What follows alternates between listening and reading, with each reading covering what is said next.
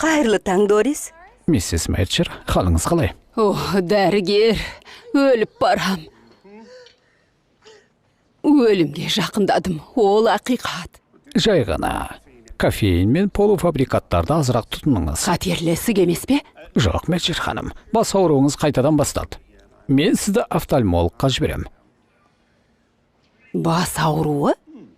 Дәрігер, рахмет сізге. Сіз кәрі әйелді қалай тыныштандыру керегін білесіз. Рахмет, сау болыңыз. Сау болыңыз. Сау болыңыз. Сіздің жанкүйеріңіз пайда болыпты ғой. Дженнифер, жаңалық бар. Бізге бір адамды жібереді. Әйтеуір байқады ғой бізді. 2 жыл өтті. Бұл басы ғана. Ғалым сенбілік қала жиналысында болады. Барлығы жақсы ма? Иә.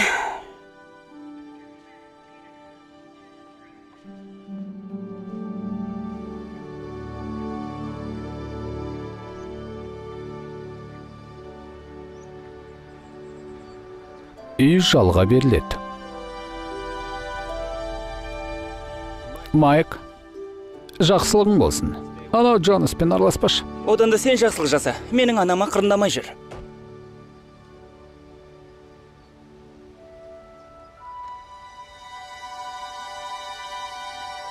Джекидің құрбысы пайда болған ба? Қайтадан полиция шығарып салды ма? Тамаша. Жіберш, доғарш. Неге сондай ақмақсың? Ал маған ұнайды.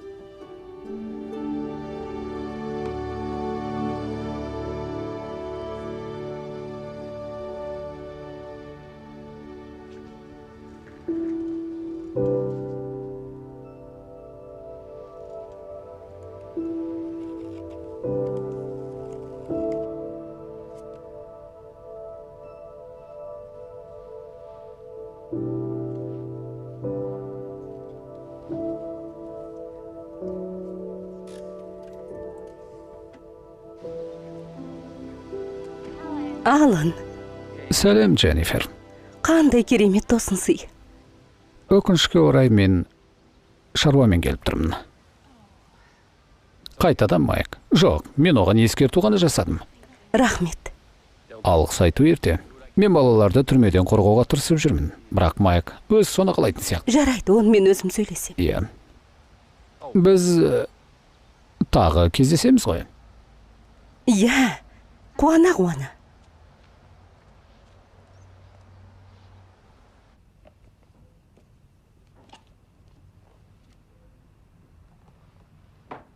Линей жүйесі бойынша теңіз жануарларының классификациясы. Джейк, бергелші балам.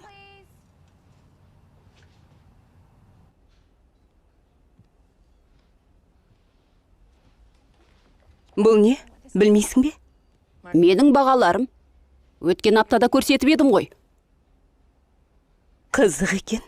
Ал мынаны мен поштадан алдым. Бұл Чарльздың туындысы, солай ма? Мойындау керек, дарыны бар екен.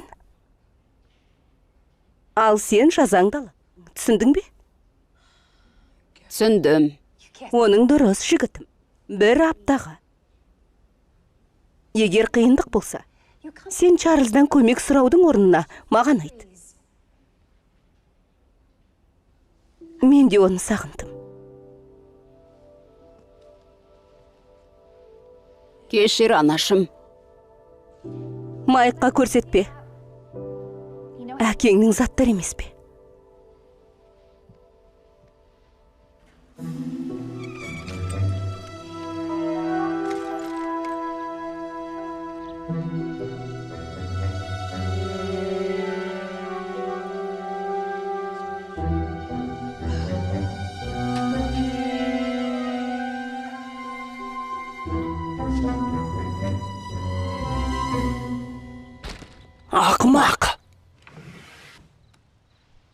жоспарың не, жігіттер? Біз орманға кеттік. Жүр бізбен. Апама шынтабелді жіберіпті. Я, ол не деді? Олар екі түрлі ме? Ол маған ашуланды. Мен жазаландым. Менің ақпаратшым координатты растады. Оларды сол жерден көріпті. Солай айтыла ма? Анау чаттағы адам. Чарльз, саған жазаланам деп айтып тұрмын ғой. Аузыңды жапшы, Макс. Естідім. Бірақ менің жоспарым бар. Сол жаққа барып көріп келеміз. Кейін дереу ораламыз. 1 сағаттың ішінде. Алдап жатпаса ше, біз байып кетеміз ғой. Интернетте байып кетуге болмайды. Анау шведтің геймері байып кетті ғой. Анам біліп қойса мен құрыдым. Онда тезірек түс. Барып келейік те. 1 сағатқа ғана ма? Одан көп емес. Жарайды, кеттік. Біз оның қай жеріне барамыз? Мұнда. Сәлем, Джейк. Сәлем. Не істеп жатырсың? Сәлем. Жігіттер, бұл Эбби. Сәлем. Біз орманға кеттік. Керемет, мен де барсам бола ма? Солай шығар. Жоқ, болмайды. Иә, неге олай? Ол қауіпті, мысалы, кір боласың. Маған ұнайды. Велосипедімді шығарайын. Мен қыздарды түсінбеймін. Басқа әлемнен келгендей. Шолпаннан, әсіресе әдемілері. Біздің адам сияқты. Иә, онда тездетсін.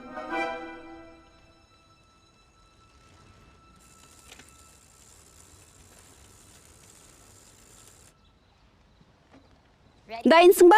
Кеттік.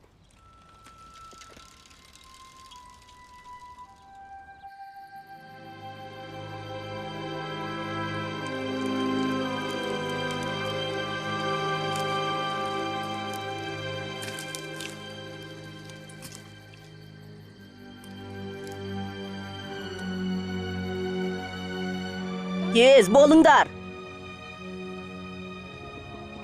Ол не іздеп жүр? НЛО. Чарльз, әлі ұзақ жүреміз бе? Сен 1 сағат деп едің ғой, ал қазір жарты сағат өтті. Бұл қорқынышты екен. Бұжықтар бізді ұрлап кетсе ше, а? Өзің қобжық ақмақ. Олар өзге қаламнан келген. Ей, анасының аты Марианна деген. Марсиандықты қалай атайды? Марианин дей ме? Түсіндіңдер ме? Ри. Доллар бересің. $1 бересің. Біз бұны өзіміз ойлап таптық. Әрбір жаман әзілге айып бұл $1. Мақтың 100-ден асып кетті. Халайық, мен таптым. Дилан, камераңды шығар.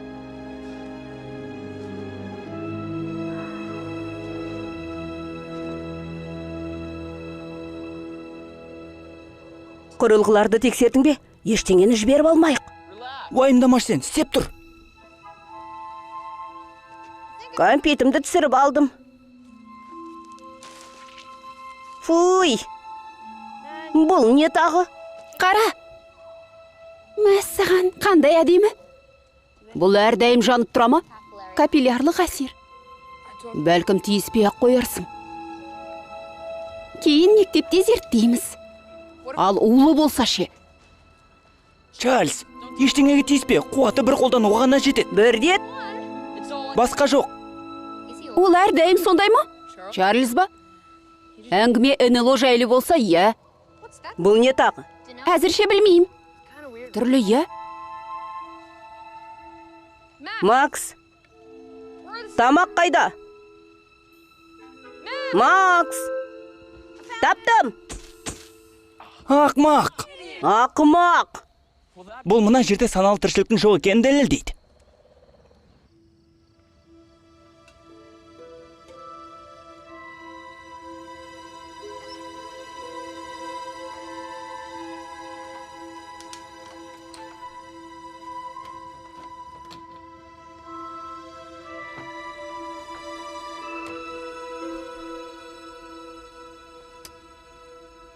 Сен үлкен қиындыққа тап болдың, жігітім.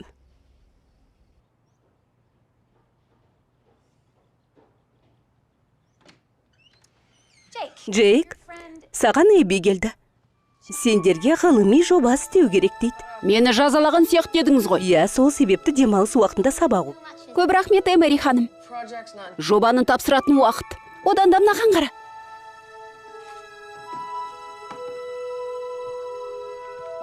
Бұл не үшін? Қара. Көріп тұрсың ба? Жоқ, көріп тұрған жоқпын.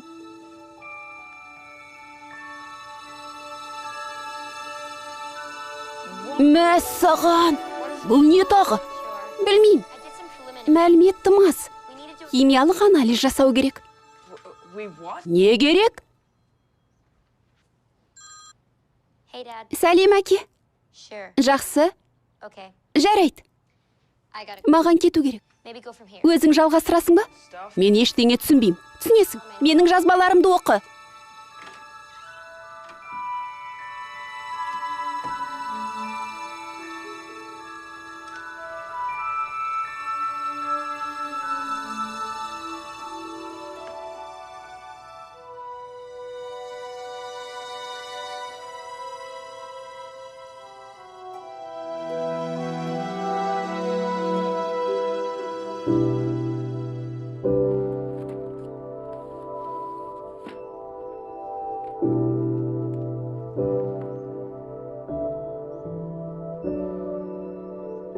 Менің кішкентай командама биіктікті бағындыруға болады. Махаббатпен әкең.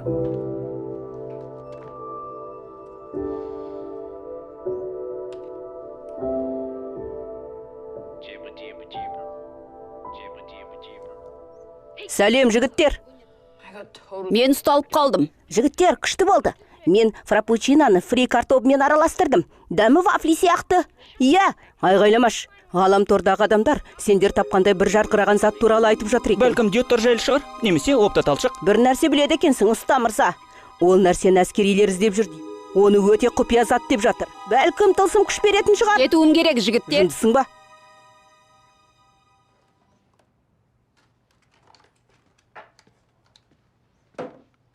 Әкемнің бөлмесіне барғанды қой. Ол оны екеумізге де сыйлаған. Ал мынау не? Қызыңның басын айналдыратын сусын ба?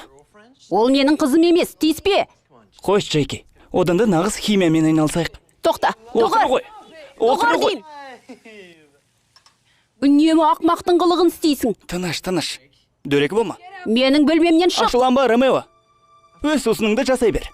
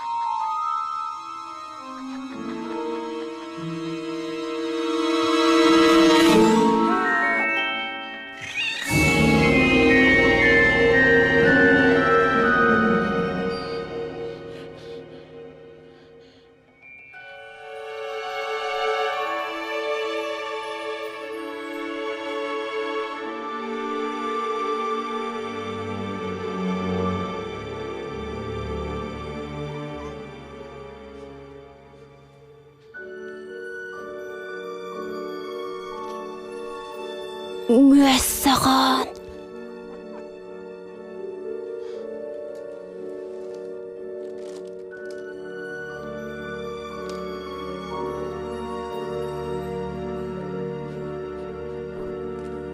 Сен кімсің өзі?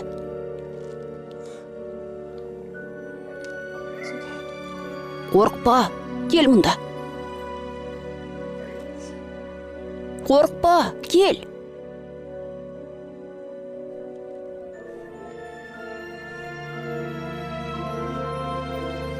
Міне.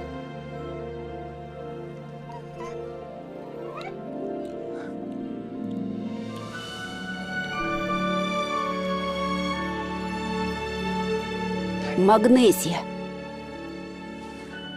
Магний. Магнус. Магнус, міне сенің атың. Балақай, Өте қуаныштымын.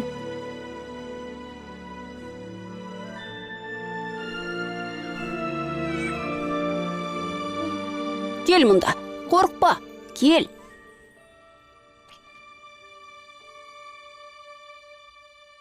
Джейк, тұр дейм. Бұл не масқара? Неге түсінбейсіңдер? Қоқыстың арасында тұрамыз деп ойлайсыңдар ма? Мені естіп тұрсың ба өзің? Қайтып келген соң барлығын жинап қой. Жарайды, кешір. Тез кейін. Менімен бірге қалалық жиналысқа барасың. Сен қайдасың?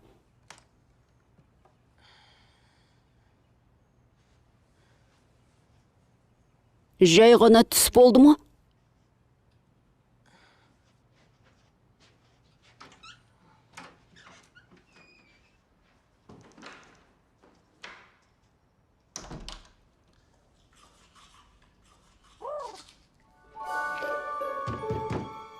Джейк! Мен кешігіп жатырмын. 1 минут. Тездет, Джейк! Тыныш. Тез бол деймін.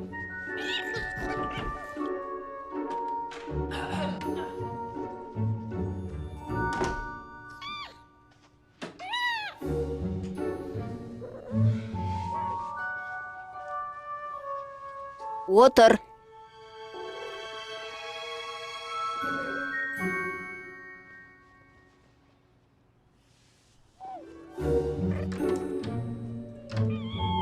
Жоқ. Отыр. Қорықпа, мен қайтып келем. Джейк! Келе жатырмын.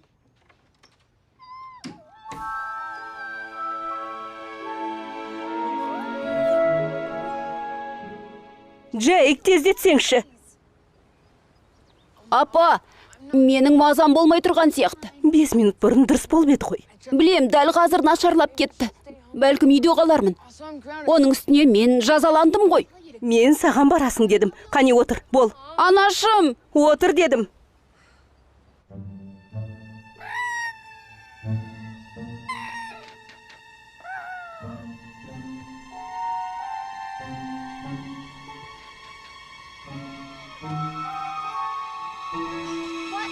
Бұның не тағы?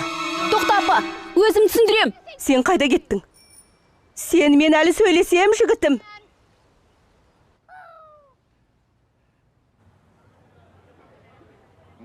Брейтвуд әкімдігі. Бәріне қайырлы таң. Мен қоршаған орта күзеті агенттігінде эпидемиолог болып жұмыс істеймін. Бізге Брейтвудта болуы мүмкін ауру ошағымен айналысу бұйырылды. Өтінем, сіздерге жауап керек екендігін мен түсінем. Мен де сол үшін келдім.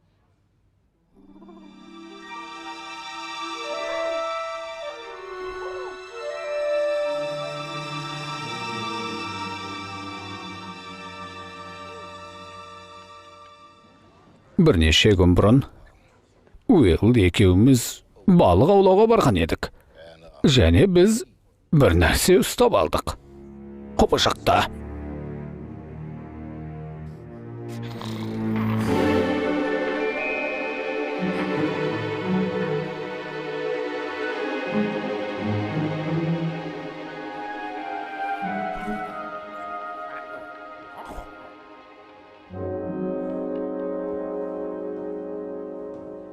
Ханымдар мен мырзалар, менің атым полковник Даглас Родрик. Мен Форт Брейтвудтың қолбасшысымын.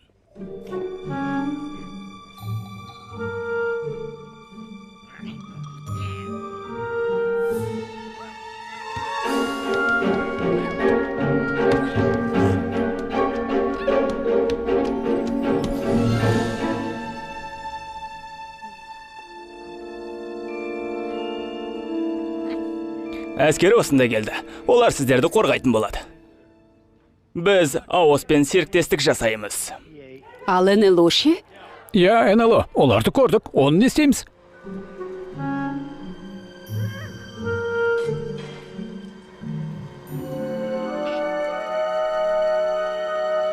Брейвуд тұрғындары. Қиял деген тамаша. Оны айтпай-ақ қояйық. Біреулер қиял ғажайып қожықтарға сенгісі келеді. Ол қиял ғажайып емес, мырза. Оны өзімізбен бірге алып келдік. Міне, көріп тұрсыздар ма? Міне ол.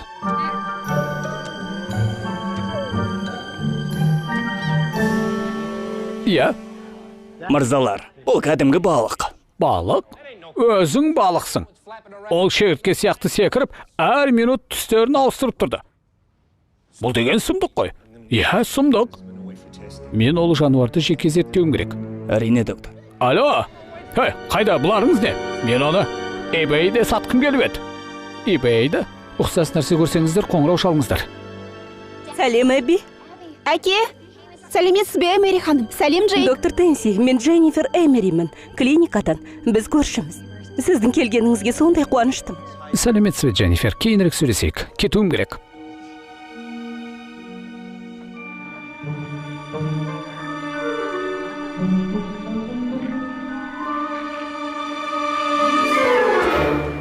Бөлмең жарқырап тұрсын.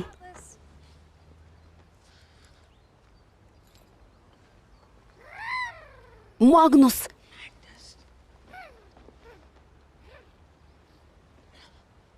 Ол мазақ қылып тұрма?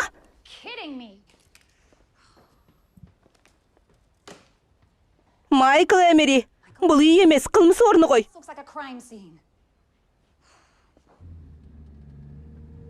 Қайда барамыз? Олар анау бір түрлі балықты алып кетті. Неге? Мен де білгім келеді. Әке! Көлікте қал. Кіруге тыйым салынған.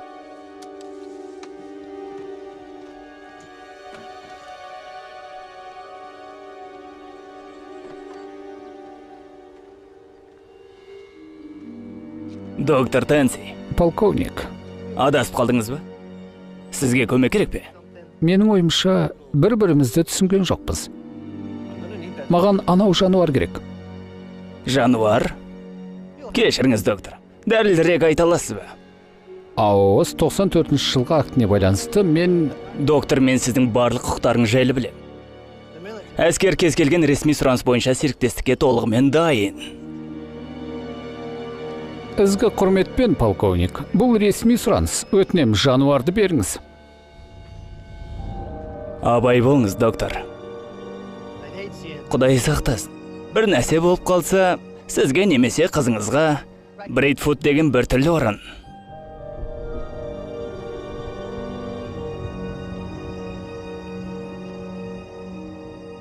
Найзағай болатын сияқты, Фред.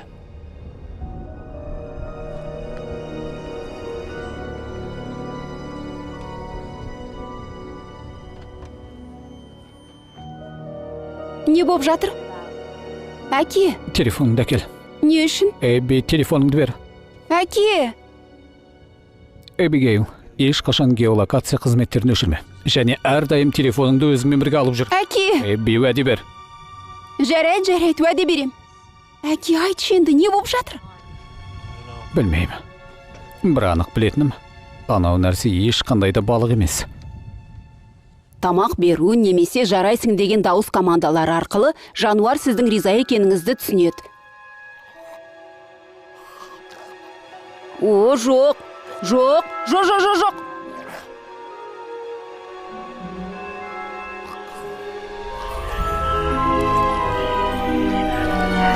Қоп!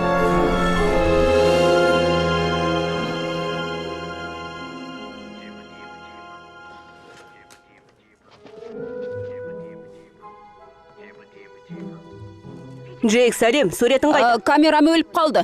Жарайды, біз орманға қайтып барғалы жатырмыз, кеттік бізбен. Доғар! Досым, не болды? Сабыр сақтасаңшы. Чарльз, мен сөйлесе алмайым. Қап!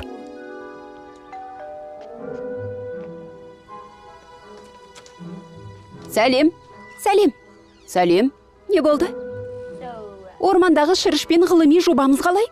Мен бос емеспін. Бәрі жақсы ма? Иә, бәрі дұрыс. Ол не? Нені айтасың? Үйіңде бір нәрсе көрсетті ғой, соны айтам. Ештеңе. Бос емеспін, сау бол. Джейк!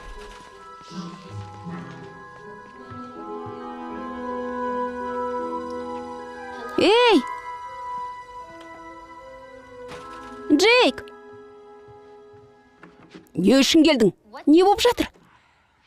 Ешкімге айтпайым деп ант ет. Не жайлы? Ант бер. Тыңдашы мен, ант бер. Жарайды, ант етем.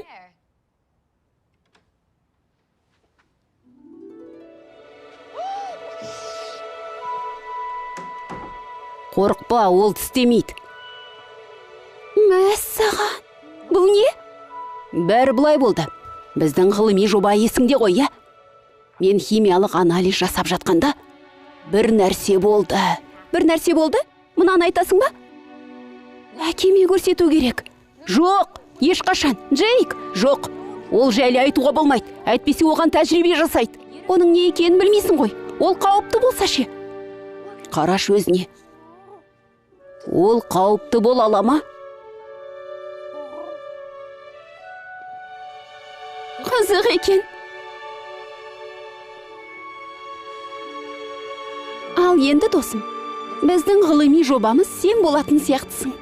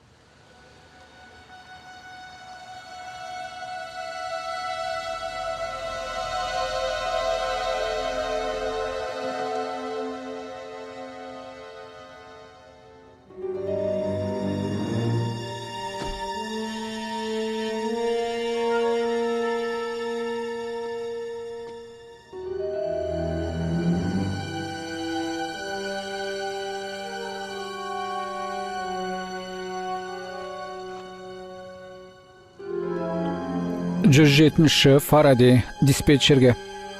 Тыңдап тұрмын, 107-ші. Бұзып басып кіру арызымен шықтым. Қоймалар аздап қиратылған. Бірнеше терезе сынған, көліктер зақымданған. Балалар сияқты. Қабылданды.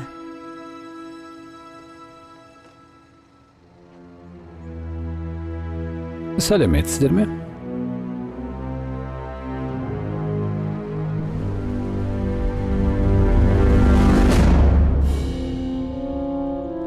Қайырлы кеш, мырзалар. Әскерилер мұнда не үшін келді? Бұл іспен өзіміз айналысамыз. Бұл әскердің құзыретіне жатпайды ғой. Түсіндіресіздер ме? Әрине. Тыңдаңыз, капитан, мен қызметтемін. Полковникпін. Түсінбедім. Мен полковникпін. Және бұл іспен өзіміз айналысамыз. Офицер. Фаради. Фаради. Жақсы жұмыс істейді екенсіз.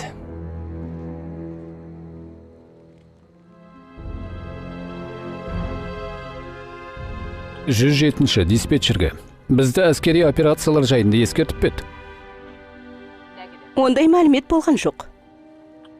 Қызық екен. Мені жаңа ғана нысаннан әскери полковник алып тастады. Дәл қазір бұйрық келді. Тоқтатып, нысаннан кету керек. Кету дейсіз бе? Дәл солай. Түсіндім. Байланыс аяқталды.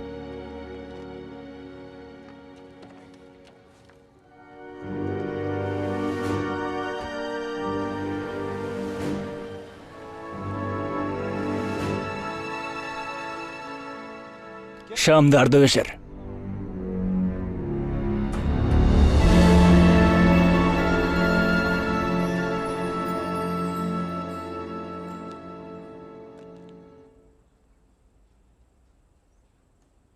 Анам қайда? Жұмыста шығар. Оны қайтесің. Демалыс қой.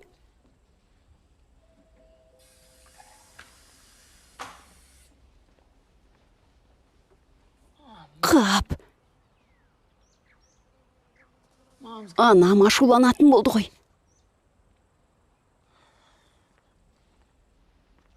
Бұл кімнен? Фарадейден.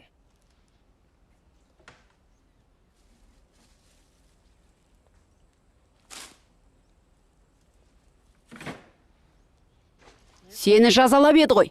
Айтсаң таяқ жейсің. Дұғар! Сау бол.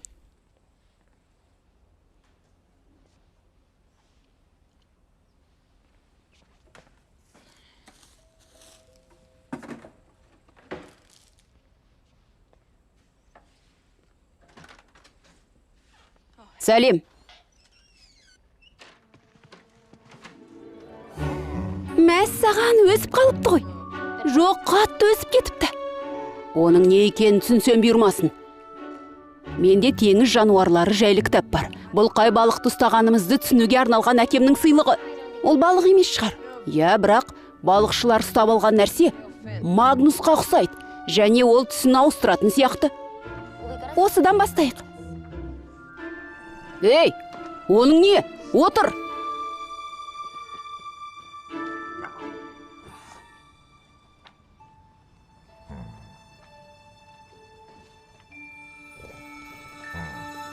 Отыр! Ей, доғар дейм!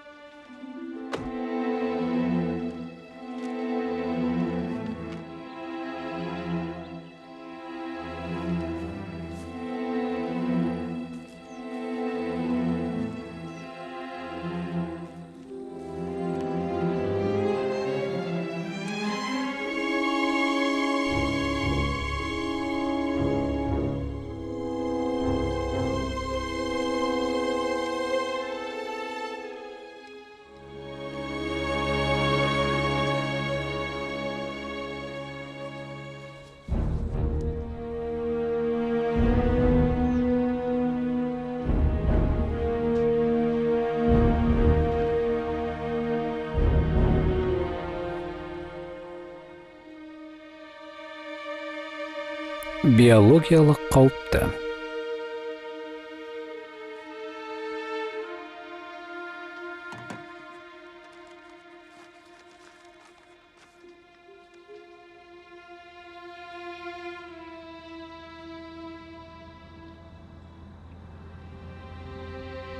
Сәлеметсіз бе? Бұл Фред Тенси.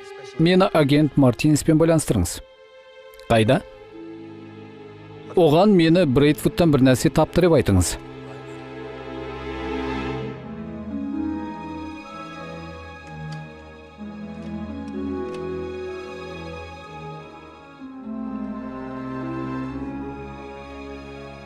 Фред, бұл Дженнифер Эмери. Маған дереу қоңырау шалыңыз. Фред? Жоқ, бұл Алан ғой. Мен кедергі жасаған жоқпын ба? Жоқ, оның не? Мүлде жоқ. Барлық жақсы ма? Майк бұзықтық жасаған жоқ па? Жоқ, уайымдама. Жарайды. Қазір маған оның қажеті жоқ. Ал кешкі ас ше? Ертең кешке. Жетілердің шамасында. Иә, ол болады.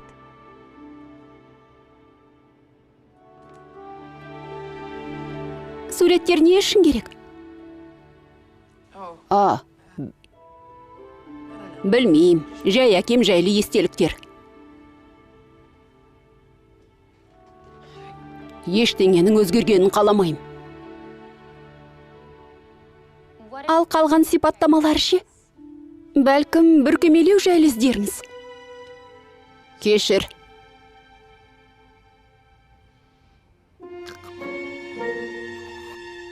Джейк, оған бір нәрсе болды.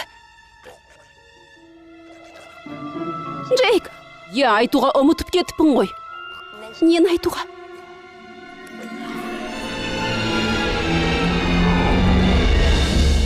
Ол жарты метрге өсті ғой, Джейк. Бергел, Магнус. Джейк, ол жайлы қалайша айтпадың маған? Оның бойы қанша? Қараш, 1:35. Ол тым үлкен болып кетеді. Сол кезде қиын болады. Бұны әкеме айтайық. Жоқ, болмайды. Ант еттің ғой, Джейк. Осылай бола берсе, ертең үйге сыймай кетеді ғой. Оны басқа жерге апарам, гаражға мысалы, сонымен болды. Қара, досым. Мұнда не істеп жүрсіңдер? Жігіттер, уайымдамаңдар, барлығы жақсы болады. Ол шабуылдамайды. Мәссаған, бұл құбыжық қой, басқа әлемнен келген. Ешқандай құбыжық емес. Отыр. Мысық қаптан шығып кеткен сияқты. Ол мысыққа онша ұқсамайды. Оған да ұқсамайды. Бұл нақышты сөз ғой. Жігіттер, барлығы дұрыс. Бұл Магнус. Оның аты да бар ма? Тыңдаңдар, ешкімге айтпаңдар, жарай ма? Оның не, бұл 100 жылдық табыс қой. Чарльз, рас айтам. Мен де. Қазір салам, көресің. Тереңсің бе, Чарльз? Есіңнен адасың ба, Джейк? Үйіңе бар. Оны түсіруге болмайды. Мазағың ба, біз байып кетеміз. Досың болсаң өтінем, үйіңе барш. Білесің бе, Джейк, біз достарға онша ұқсамаймыз да. Достар бұрыштарда тығылып жүрмейді, және бір-бірінен осындай заттарды жасырмайды. Өзім де біліп ем. Саған тек бейне жазбаларың ғана керек. Ал саған тек сенің ақымақ қызың керек. Ол менің ақымақ қызым емес. Болды, жігіттер, кеттік. Кеттік. Қараш өзін. Қараш өзін. Мен кеттім. Бергел, Магнус.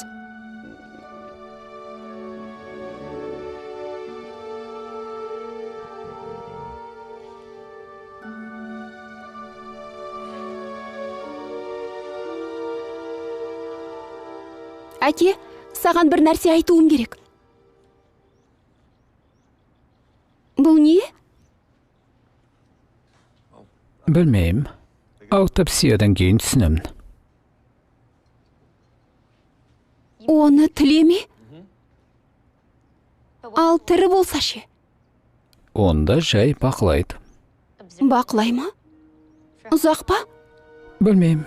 Бірнеше күн, немесе апта, жағдайға қарап. Мысалы,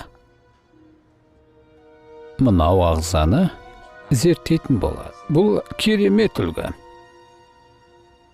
Сен не айтайын деп едің? Ештеңе. Маңызды емес.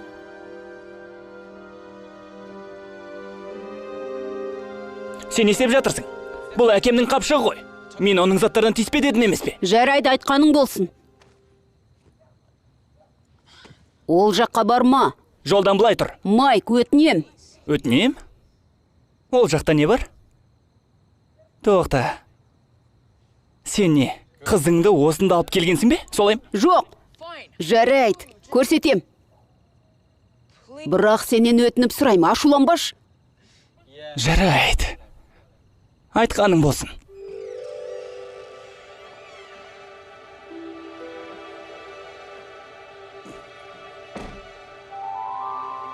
Сенің құпияң осы ма?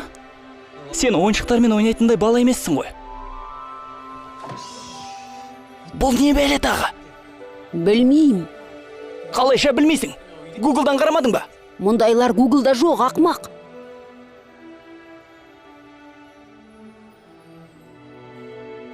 Мәссаған. Мен оны қалдырам, Майк. Есіңде ме? Біз әкеммен балық аулауға барып, жылан балық ұстаған едік қой. Оны үйге әкеліп ваннаға салғанбыз. Иә, анам қатты айғайлап еді. Иә.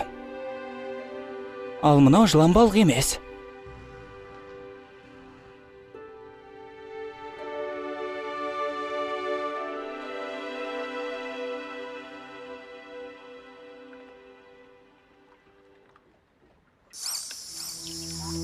Бар сияқты. Иә, шынымен де бар сияқты.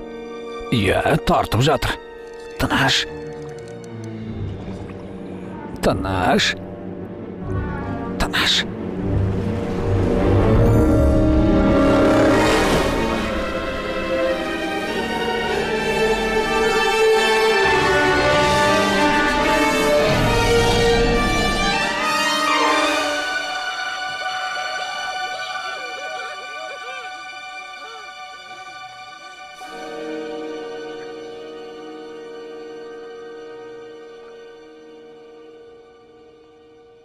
Полковник Родериктің кеңсесін бола ма? Полковник Родериктің кеңсесі. Қайырлы таң. Бұл Аостан доктор Фред Тенси. Менің полковникпен кездескім келіп еді. Өтінем, күте тұрыңыз. Алло?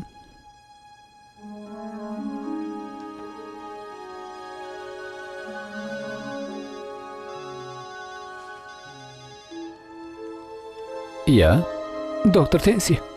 Бұл Уилл. Есіңізде ме? Мен бүгін сендерді мектепке апарам. Бұл күнді бір отбасы сияқты бастайық. Сен бізді мектепке ешқашан апармайсың ғой. Бүгін барлық өзге. Бізді апам апарады. Не өзгеше? Жаяу бара саламыз. 2 минуттарың бар. Ерегіспеңдер. Жолшыбай таңғы ас ішеміз. Майк, оны қалдырып кетуге болмайды. Ал мен не істеймін? Білмеймін, әрдайым жолын табасың ғой. Мен көлікке кеттім. Сендер де менімен барасыңдар. Майк, Мен бір амалын табам. тек оны ашуландырма, жарай ма? Ол әрдайым ашуланады ғой. Майк, Жарайды. Жақсы.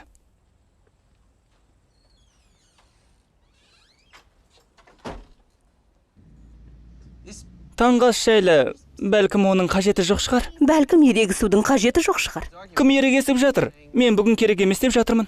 Жоқ, Майк, керісінше, бүгін баруымыз керек. Неге олай? Өмірдің жалғасып жатқанын түсіну керек. Қайтадан Фарадей ме? Кездесуге шақырып жатыр ма? Я шақырып жатыр, және мен барам. Бүгін, түсіндіңдер ме? Балалар, енді 2 жыл өтті ғой. 2 жыл әкемді ауыстыратындай көп уақыт емес. Мен әкеңді ауыстырғым келді. Оның орнын ешкім де баса алмайды. Бірақ мен де бақытты болуға лайықты. Тек анау мектеп кезекшісін мен емес. Шық онда.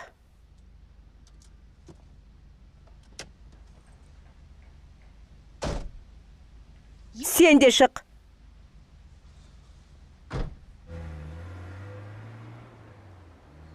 шектен шықтың, Майк. Оны ашуландырма дедім ғой. Үйге өз жануарыңа оралғың келді емес пе? Уайымдама. Татуласамыз әлі.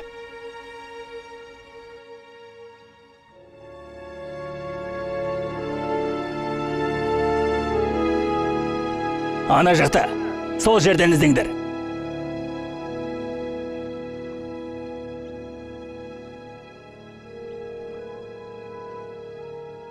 Полковник.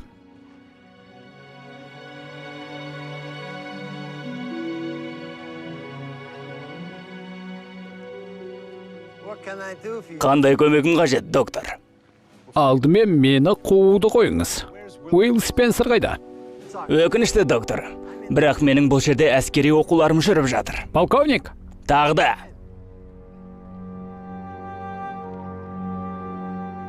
Бұл іс жай балықпен сасымайтын анық. Келгеніңізге рахмет, доктор.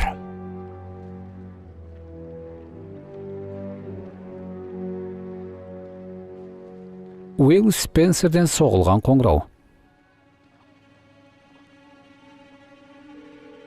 Доктор Тенсиден соғылған қоңырау.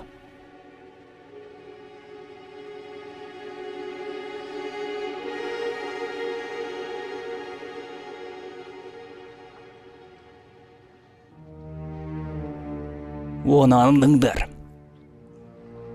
Не білетін анықта?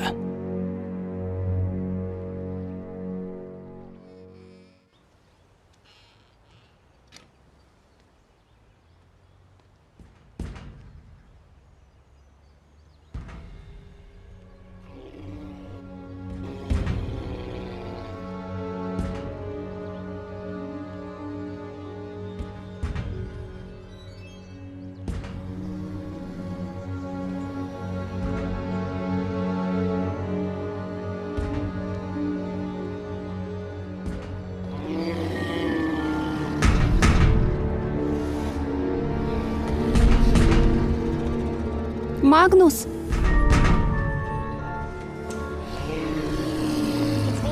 Бұл мен ғой. Оның не, балақай?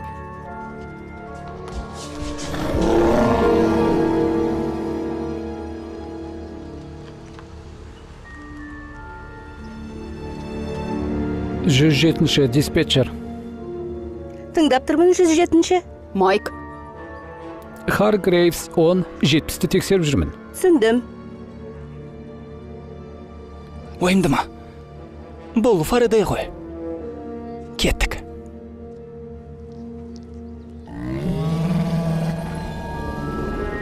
Эбби!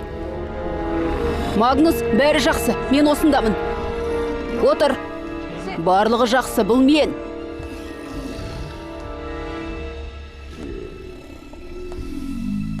Бәрі дұрыс па? Иә, бәрі жақсы.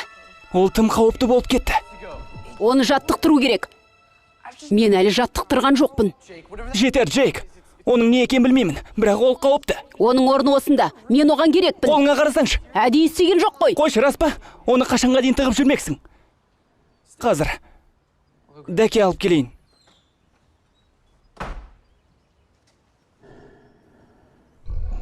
Қалайсың? Жақсы. Өткенде айтқаным үшін кешірші. Чарльз келгенде ештеңе етпейді. Әдейі айтпадым. Яғни, нені? Қызың дегені ме, әлде ақмақ дегені ме? Сен ақмақ емессің. Қысқасы, кешірші мені.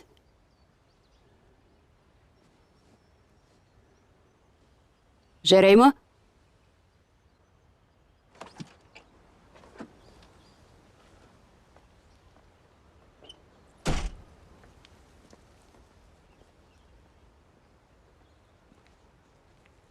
Майк, мұнда не істеп жүрсің, балам?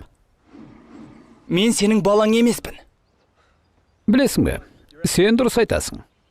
Сенің апаңа қоңырау шалайын. Не дейсің?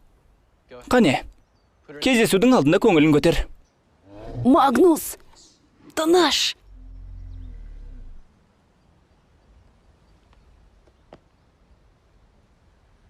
Тыңда. Егер мен байқаусызда қажеті жоқ затты тапсам, жағдай өте қиын болып кетеді. Тыңдашы, Фарадей. Кішкене қалды. Тағы бір күртеше қалды. Ой, сәлеметсіз бе? Бәлкім түсіндірерсіңдер, неге мектепте жүрген жоқсыңдар? Әрине. Майк Дженниферге сыйлық дайындап жатыр. Ертең ол 40-қа толады. Ол үлгермей жатқандықтан мен көмегімді ұсындым.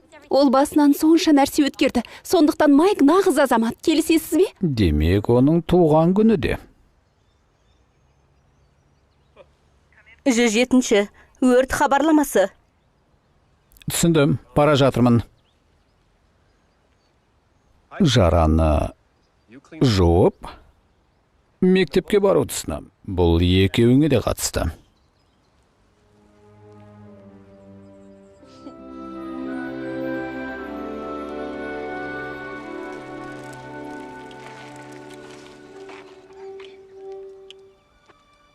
О, жігіттер қараңдар. НЛО, өте жақын. Барып көрейік. Чарльз. Жоқ, жігіттер, шын айтып тұрмын. Мына тұрған жерде. Солай ма? Мәссаған, мынаны көрдіңдер ме? Дайынсыңдар ма? Бұған дайындала аласың ба? Оның не, мен дайын болып туылғам. Өтірік соқпа, сенің кіндігің салбырап тұр, жалаңаш айғайлап туылғансың. Кетшей бар. 27-ші партия. Сарбаздар, ешкімді кіргізбеңдер және шығармаңдар. Ешкімді, ештеңені. Тезірек, жігіттер! Маған бұл ұнамай. Көп екен ғой. Уайымдама, бұлар қараусыз қалған ғой.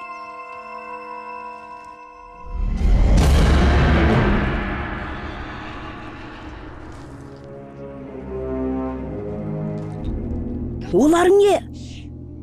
Ары қарай түшкір. Макс. Қараңдар. Мәссаған. Айттым ғой, олар шын дедім.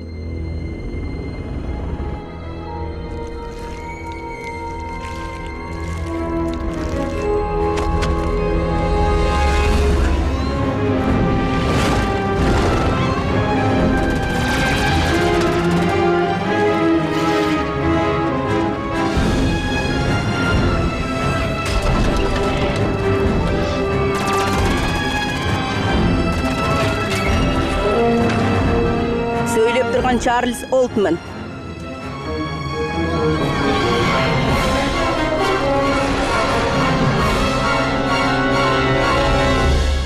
Айттым ғой. Үндемей қаш. Бәріміз өлеміз ғой.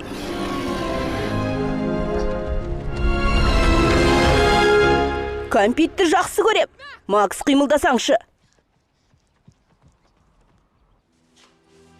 Не істеп жатырсың? Кет бұл жерден. Әкемнің заттарынан тиіспе.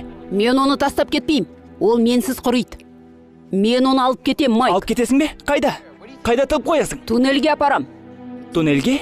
Не? Сосын бірге бейшараның күнін көресіңдер ме? Иә, керемет жоспар, Джейк. Барлығын жақсылап ойластырып қойыпсың. Мені бәрібір тоқтата алмайсың. Бұл құбыжық қауіпті. Өзің де көрдің ғой. Ол саған тап бергенде сені кім құтқарады? Ол маған тиіспейді. Ешқашан. Сен оның қожайыны емессің.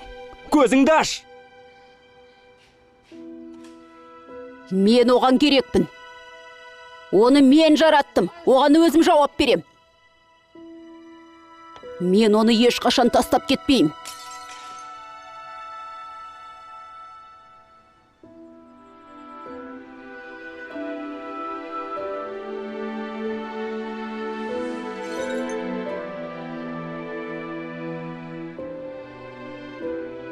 Құрметті әке, туған күніңмен сенің кішкентай құбыжықтарың Майк пен Джейк. Баяндай бер. Айнала қоршалған. Стивенс пен Робертс балалар тауып алды, ал біз мынаны таптық. Бұл 100 жылдық табыс қой. Чарльз, рас айтам. Мен де қазір салам, көресің.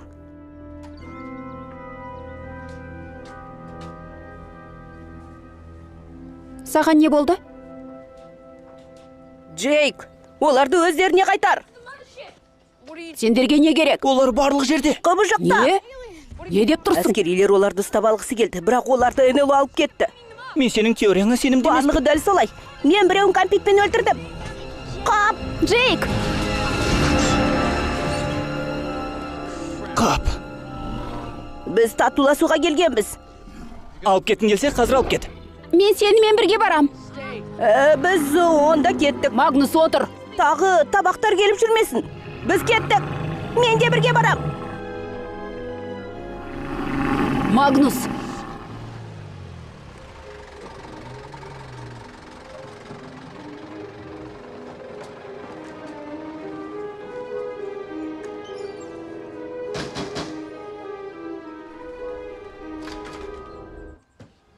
Қайда ол?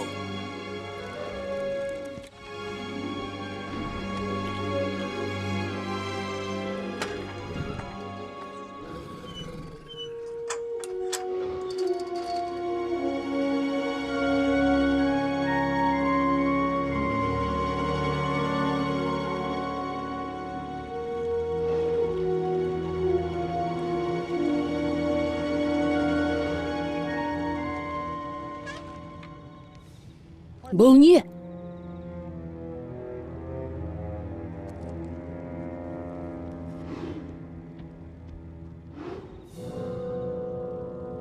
Чарльз рас айтыпты.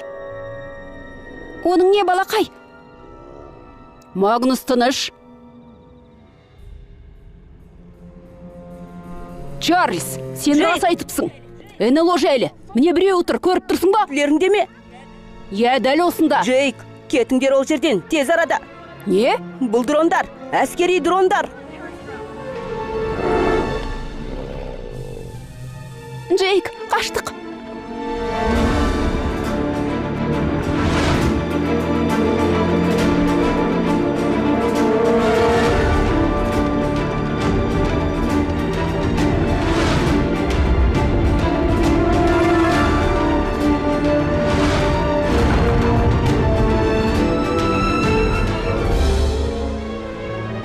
Джейк, тездет.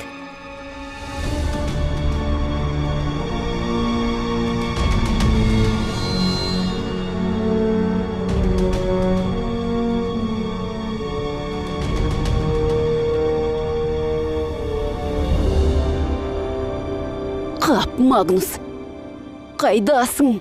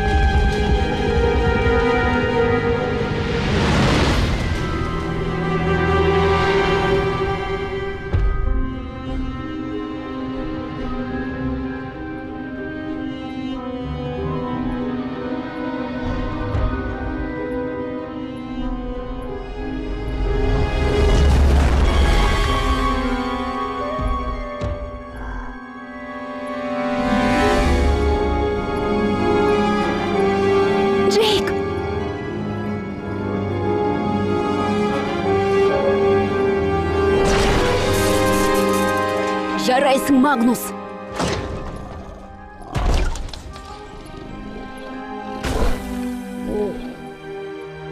Сигнал жойылды.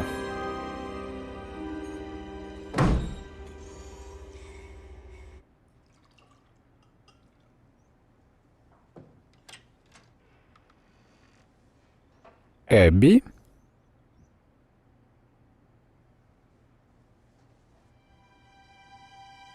Ұлттық әшкерелеу блогы.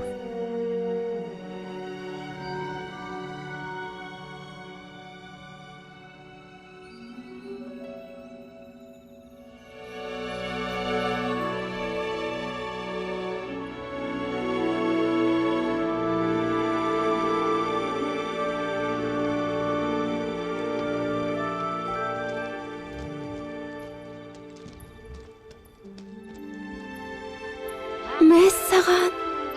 Тура жұлдыздар сияқты. Жарық қоңыздар. Олар да сол сияқты. Магнус, қара.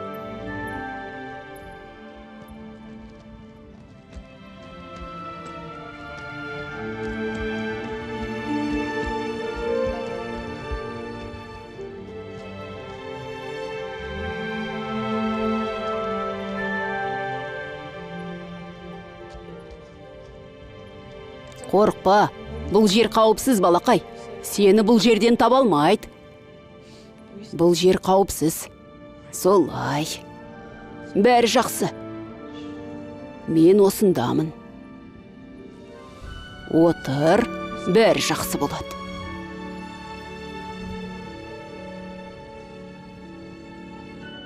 Бәрі жақсы.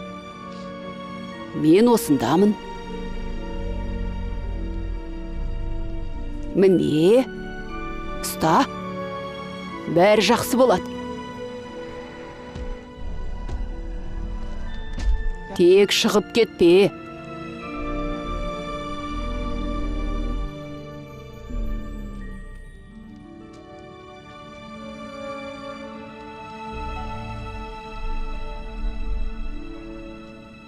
Кеттік. Үйге бару керек.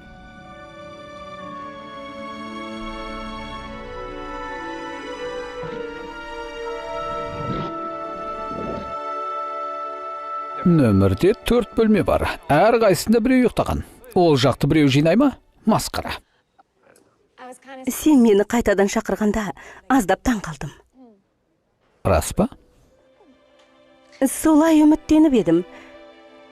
Сені райынан қайтты ма деп ойлап ем. Майкты айтам. Оның не? Біздің қалада ұлдарға оңай емес. Я, 2 нұсқа ғана. Әскерге немесе бұзық болу. Кезінде өзімде сондай болғам. Тәттіге тапсырыс бересіздер ме? Маған тек кофе. Рахмет. Жарайды. Мен саған кішкентай тосын сый жасадым. Ертерек ұйықтағың келеді. Сондықтан туған күніңмен.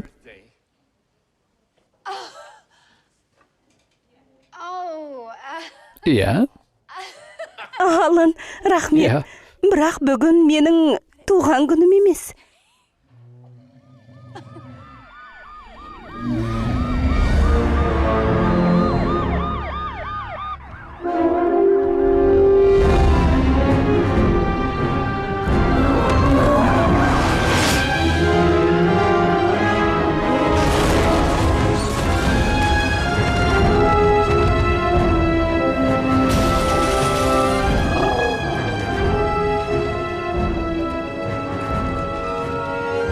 Олар оны өлтіреді.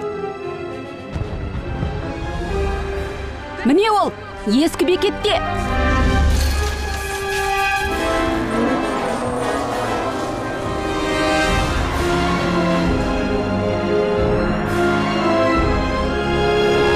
Дайындалыңдар. Тиіспеңдер оған.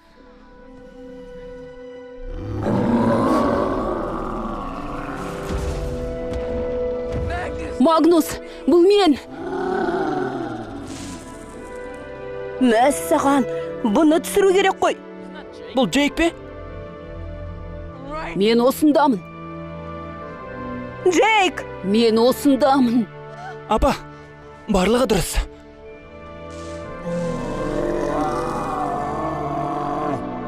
Отыр.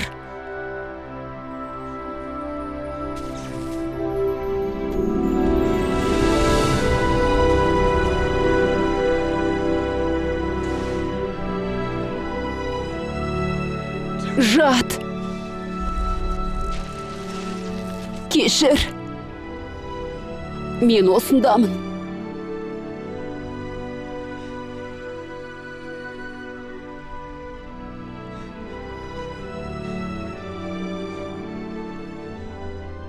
Баланы алып кетіңдер.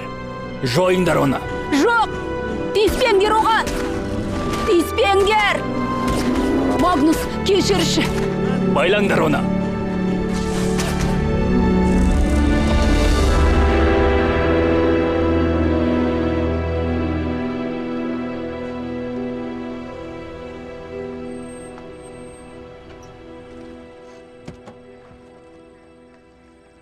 Мен Эббиді апарамын. Жарайды.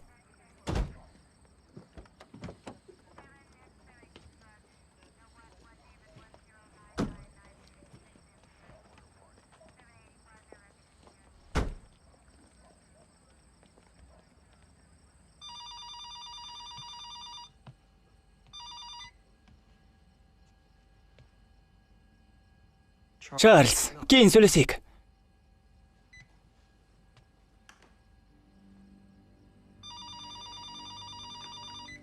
Кетш дедім саған.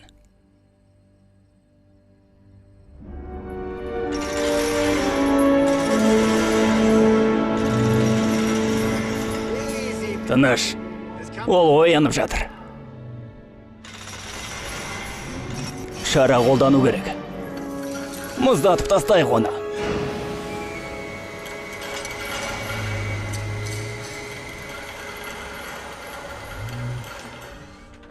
Әке! Әке!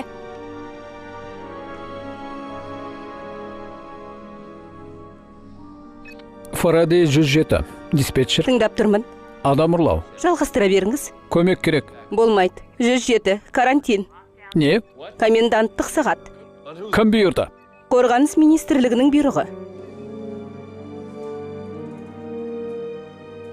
Родерик. Таптың ба? 6-шы корпус. Минус 202-де 1. 30-да 2. Не болды? Майк, ақыры қолыңнан бір нәрсе келді. Сендерге айтып тұрмын, не болды? Қандай тәтті, Эмери ханым? Суретті қайдан алдың? Журналдан. Бұл базаға кіруге көмектесе ме? Базаға? Оған жақындау жайлы ойлаушы да болмаңдар. Апа қолымыздан келеді. Ештеңе естігім келмейді. Уайымдамаңыз, Эмери ханым. Мен барлығын ойластырдым. Болып жатқанның бәрін тоқтамай көрсетіп тұрам. Міне қараңыз. Байланысты басады екен. Сондықтан өзіміздің Wi-Fi таратқышымызды жасап алдық. Балалар, бұл не ақмақтық. Соны айтам, тіпті тамақталмапты.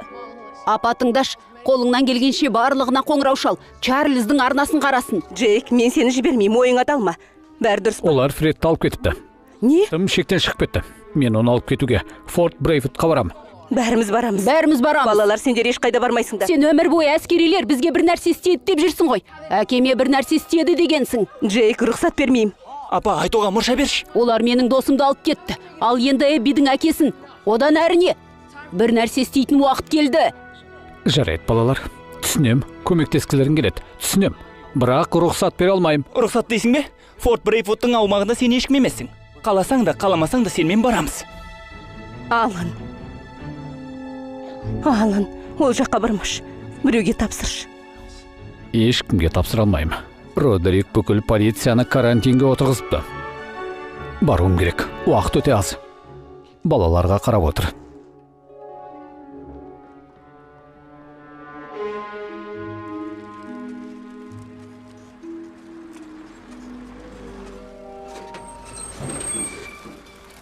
Қауіпті, заңсыз нәрсе ойластырдыңдар деп айтудың мәні бар ма? Ешқандай. Қауіп менің екінші атым. Қауіп емес, Фрэнсис. Отырыңдар.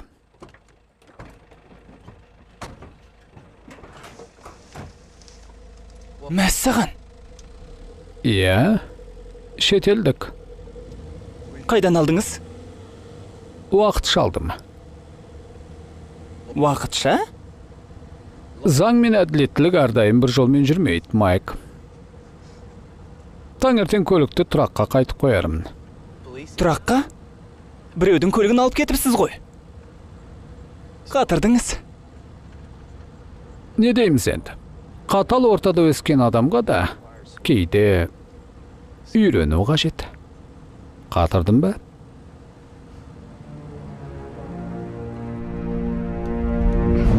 Ту, ештеңе көріп тұрған жоқпын. Камера әлі істемейді. Жоқ, данышпан, өлшемі тым үлкен. Ұста, жоғалтып алма. Қолымыздан келмесе ше? Уайымдама, бәрі жақсы болады. Чарльз, құжаттың үлгісін қайдан таптың? Ақпаратшымнан. Олай айтатындар әлі бар ма? Соны айтам. Кітапханадан шығар. Ақымақсың ба? Кітапханаға кім барады? VPN арқылы таптым. Қап. Жеткен жеріміз осы.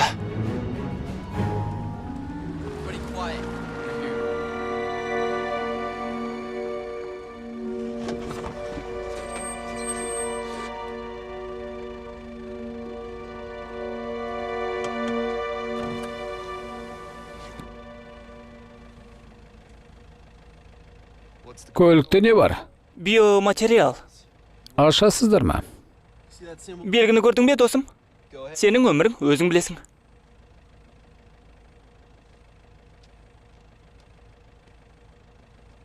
Биологиялық қауіп белгісі. Жарайсың. Ол құжатқа сенген жоқ сияқты. Сабыр сақта.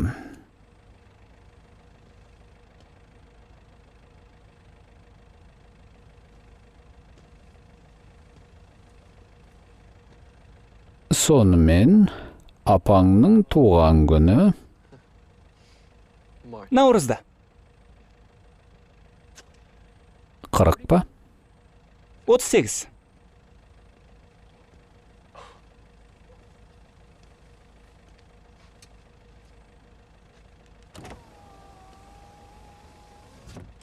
Өтіп кеттік.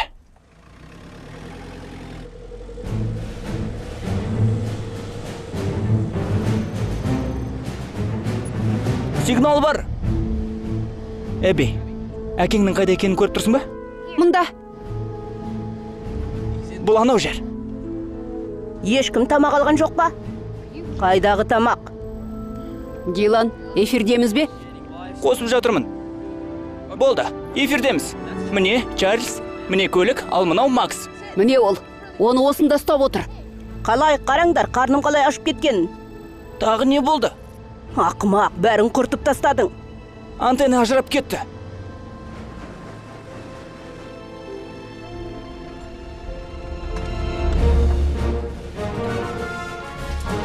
Ал, Чарльз диверсия жасайды, ал біз мангусты табамыз. Майк, Макс, менімен жүріңдер. Эбби, Фарадай мен әкеңді іздеуге бар. Бұл Чарльз Олтман. Форт Брайфуттан тікелей эфирге шығып тұрмын. Чарльз. Кешіріңдер. Қазір 11-ден 12 кетті. 20 кеткенде кетеміз. Іске сәт. Бәрі жақсы ма? Иә, сенде ше. Іске сәт. Саған да. Эй, Ромео! Кеттік. Бәрі дұрыс па? Барлық арналар істеп тұр. Тоқта. Мені тауып алса ше.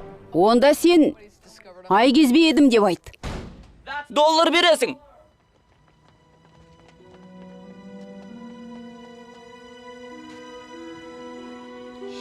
Енді не істейм? Қарным ашып кетті.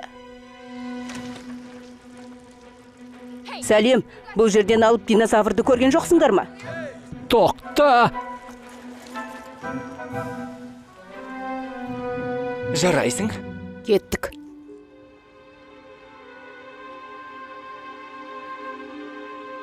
Осында. Полковник Даглас Родерик.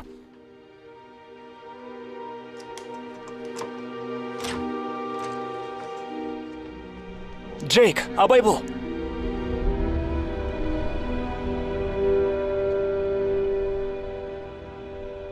Өзі кішкентай екен. Қайтадан өзгеріп жатыр. Балақай, бұл мен ғой.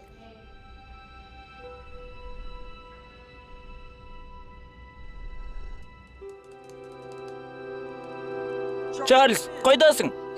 Бұл Чарльз Олдман. Форт Брайтвудтағы әскери базадан тікелей эфирдемін. Бұл эфир ең үлкен әшкерелеуге арналған.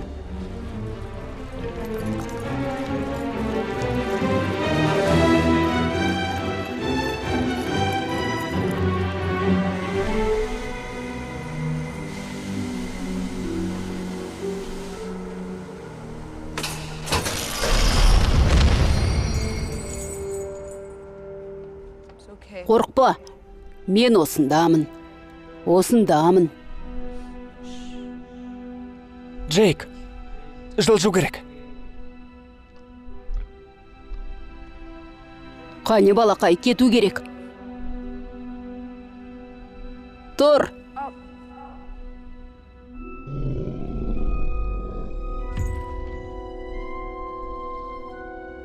Магнус, тұр. Кету керек. Тұр. Тұрмайды ол. Тұр. Магнус, тұр дедім ғой.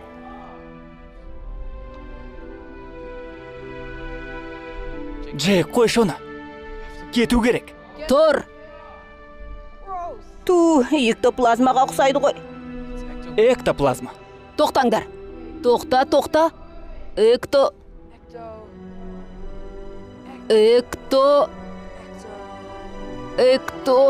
Эктотермия. Ол мұздап қалған. Оны жылыту керек. Шамдарды әкеліңдер. Әке.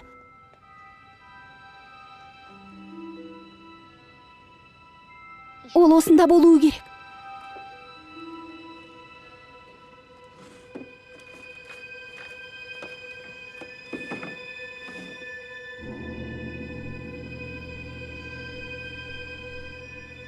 Уайымдама. Оны тауып аламыз. Енді қайдан іздейміз?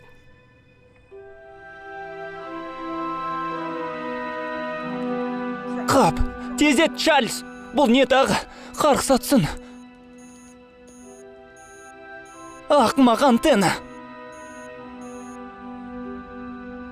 Болды, кеттік. Жоқ, тоқта.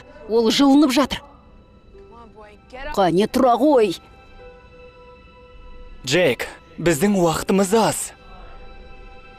Мен сызба таптым. Ғимараттың сызбасын. Түрме корпусы бар ма? Асхана, байланыс орталығы, тергеу бөлмелері. Бар.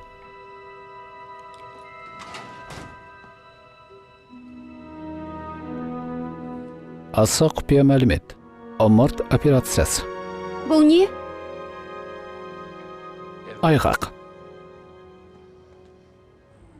Ботаник, бұл мен. Байланыс үзіліп кетті. Мені олай атама. Қазір. Антенна қайтадан үзіліп кетті. Сен барлығын тексеріп едің ғой. Тыңдаш, мен чипсидің құтысымен скотчтан жабық желі жасадым. Не деп тұрсың? Болды, кету керек. Болды, кету керек. Біз оны тастап кетпейміз. Уақыт бітті, кеттік. Макс. Мен осындамын. Мазақтарың ба? Не, қарным ашты ғой. Жейсің бе? Фасоль бар, чили, төс ет те бар. Макс, жарайсың. ЕРП, арнайы тамақ. Қолыңнан келгенше ала бер. Бәлкім пиццаға тапсырыс береміз. Естерің дұрыс па? Олар өздері жылынады. Біз оны солай жылытамыз. Чили. Макс, доғар. Бізге тамақтың қажеті жоқ. Кейін тамақтанбаймыз ба? Әке, бұл мен, Эбби. Эбби, сен қайдан келдің? Доктор Тенси, жүре аласыз ба? Иә, солай шығар. Тұрамыз. Иә.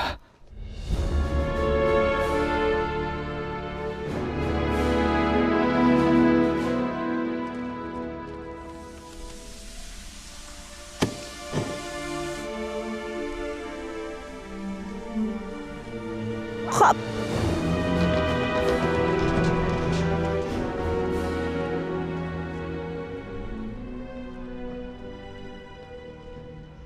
Қиындыққа тап болдыңдар, балалар.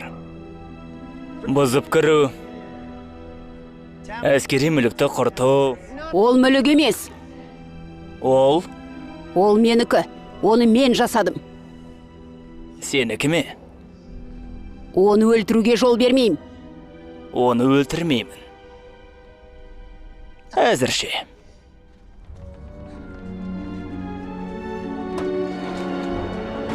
Балалар қайда? Қайда олар? Чарльз, қайдасың? Мәссағам, бізді 230 мың адам қарап отыр. Арнаңды айтып шаршаттың ғой. 6-шы корпусты көрсет. Қане, оны қалай істегеніңді маған айтып берші. Оған ештеңе айтпа. Тиіспе оған. Оны қалай істегеніңді айт. Есімде жоқ. Солай ма? Аш. Жоқ. Қалай істегеніңді айт.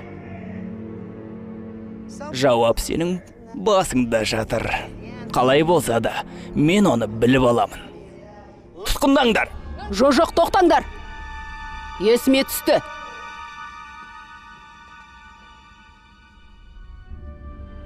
Магний, сутегі, натрий бикарбонаты. Қане жігітім, тағы бар ғой. Протеин коктейлі. Мен протеин төгіп алдым.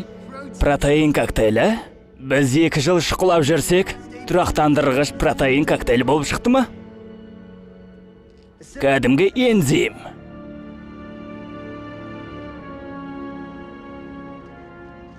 Қалағанымызды біліп алдық. Жойыңдар. Жоқ!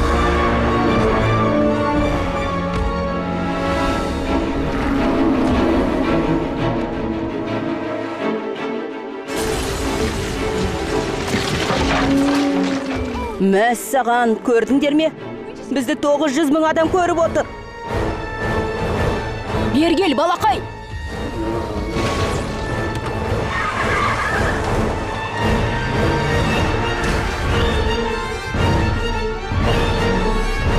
Олар базадан шығып кете алмайды. Артынан жүр.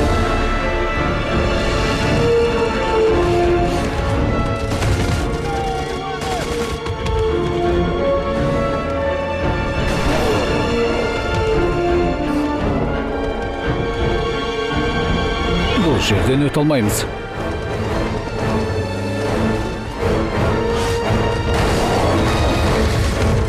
Көзің құрт. Тездет, Магнус! Жылдам!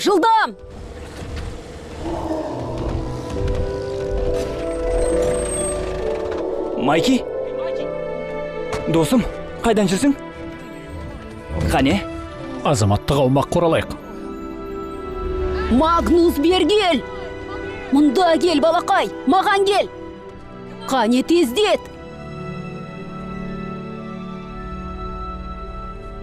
Джейк, тездет! Оның не, балақай? Бергел, мен мұндамын!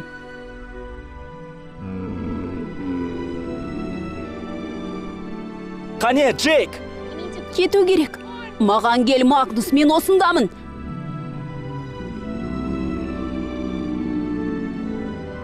Магнус, кеттік.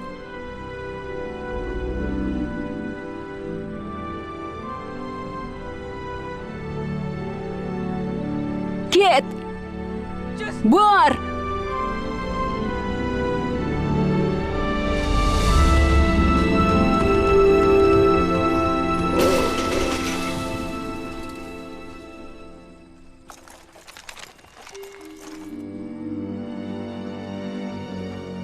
Полковник Родерик, сіз адам ұрлаумен қылмыстық келісім үшін тұтқындаласыз. Сіздің құқығыңызда? Бұл сіздің құзыретіңізде емес. Одан да араласпай қойыңыз. Әйтпесе сіздің сөзіңіз үкіметке қарсы болады. Қателесесіз.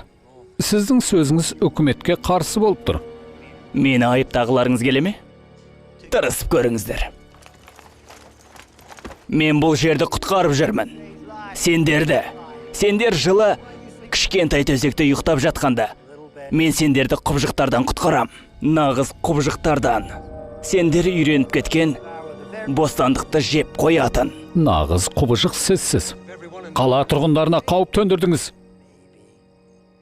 Мен бе? Мүмкін. Бостандықтың әрдайым құны болады. Сендер ауыз отырған есектер түсінбейтін құны. Соғыс сандар ойыны. Әлемде сандар ойыны бар. 100-ін жоғалтып, миллионын құтқарасың. 126, ессалаң. 2 жыл ішінде 126 адам өлді. Тек қана қате бұйрықтардың кесірінен. Бәлкім 126 адам өлтірген шығармын. Қап. керек болса тағы соншасын өлтірем. Айттым ғой, сендердің сөздерің үкіметке қарсы, ал бұл жердің үкіметі мен. Тапқан екенсің, ақмақ. Сенің сөзің арнаны көріп отырған 5,5 миллионға қарсы. Біткен жерің осы. Экрандарыңызда біріккен әскери базаны көріп тұрсыздар. Бұл жерде полковник Даглас Родерик биологиялық қару жасаумен лаңкестік әрекетке дайындалған деген айыппен тұтқындалды. Полицияның айтуынша жергілікті балалар бұл тартпас айғақ тапқан. Ол тергеу кезінде қолданылатын болады. Басқа жаңалықтарға көшетін болсақ, Брейтвуд қаласының тұрғындары құбыжықтарды көрдік деген мәлімдеме жасады. Жоқ, енді бұл балық емес. Шын айтам. Мен не айтқанымды жақсы білем. Масқара. Не? Жоқ. Майк? Иә? Иә, уақыты келді. Талай нәрсе өткөрдік. Арнайы костюмдер неше түрлі. Бірақ оны қоя салайық. Мәссаған, қара. $5200. Күшті ғой. Біз баймыз. Джейк, Эбби келді. Келе жатырмын. Чарльз, мен кеттім. Кездесеміз ғой. Әрине, орманға кеттік. Эббиді шақыр. Жарайды.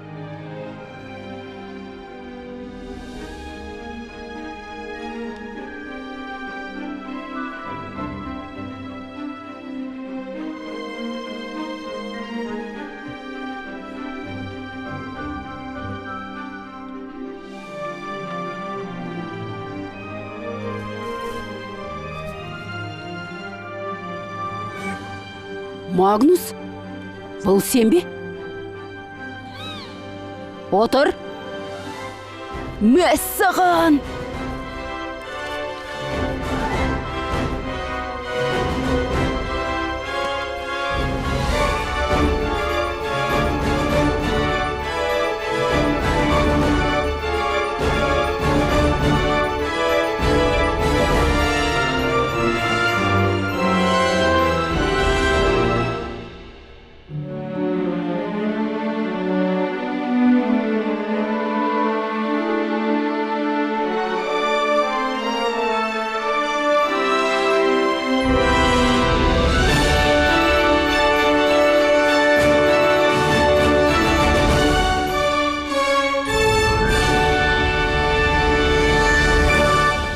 Фильмнің соңы. Фильм 100% қазақша жауапкершілігі шектеулі серіктестігінің тапсырысы бойынша аударылып тасталды. 2019 жыл.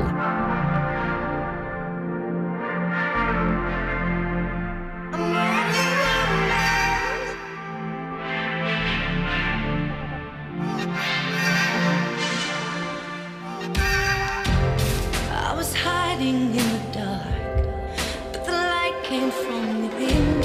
It's like a lightning bolt, it struck me in my life, could finally begin.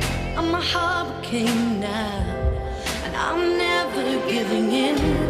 I took a leap of faith and I'm glad I did, 'cause I found what was within. I never knew there was a hero inside of me. The courage I always heard is now louder than the fear.